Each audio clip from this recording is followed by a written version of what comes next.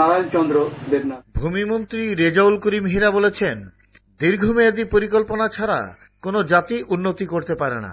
আমাদের দেশে স্বাধীনতা যুদ্ধের পর বিভিন্ন সরকার এলেও দীর্ঘমেয়াদী পরিকল্পনার অভাবে আমরা আমাদের লক্ষ্যে পৌঁছাতে পারিনি, যার খেসারত আমাদের দিতে হচ্ছে।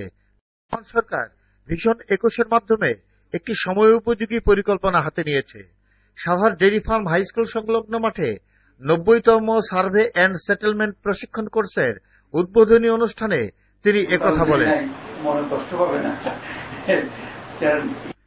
দিনাজপুরের পার্বতীপুরে বুরু বাংলাদেশ নামে একটি এনজিও 5 নম্বর কালিকাবাড়ি ডাঙ্গাপাড়া গ্রামের ওবায়দুল হকের স্ত্রী রেহানা খাতুনের এনজিওর টাকা পরিশোধ না করার কারণে ঘরের টিন খুলে নিয়েছে বলে অভিযোগ পাওয়া গেছে। এই ঘটনার সত্যতা স্বীকার করেছেন বুরু বাংলাদেশ পার্বতীপুর শাখার আয়েশা খাতুন নামে এক কর্মকর্তা।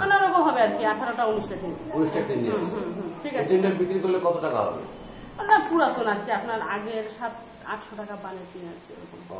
তাতে কি আপনার কিস্তির টাকা পরিশোধ হবে? কিস্তির টাকা পরিশোধ বলতে কি, ওখানে টিনের হয়তো বা এরকম 25-27 টাকা এরকম হবে, আর বাকিটা এখন আমার বা আমার ম্যানেজার যেভাবে হোক আমরা এটা মেকআপ করবো আর এই। আচ্ছা, আমি এলাকায় মামুন রশিদ, আপনি এনজিও শাখা ব্যবস্থাপক। বুরু বাংলা। এই টিনটা কবে খুলে নিয়ে গেছে? প্রায় 15 দিনেরও বেশি হবে। পারিনি তখন মনে করিস টিন খুলে নিয়ে গেছে। আচ্ছা, তো টিন খুলে তারা কে কে আসছিল? ওরা সবাই আইছিল। আমরা বাধা দিছি তো, তখন আমার কাছ থেকে কিস্তি চাই, যে আমরা কিস্তি কোথায় পাই দেবো। তখন কইলে হ্যাঁ কয়েছে সই স্বাক্ষর দিচ্ছেন কেন, সই স্বাক্ষর দিছে আমরা না। শামসুন না, আপনি বাড়ির মালিক, সভানেত্রী নাকি? আপনি কি সভানেত্রী?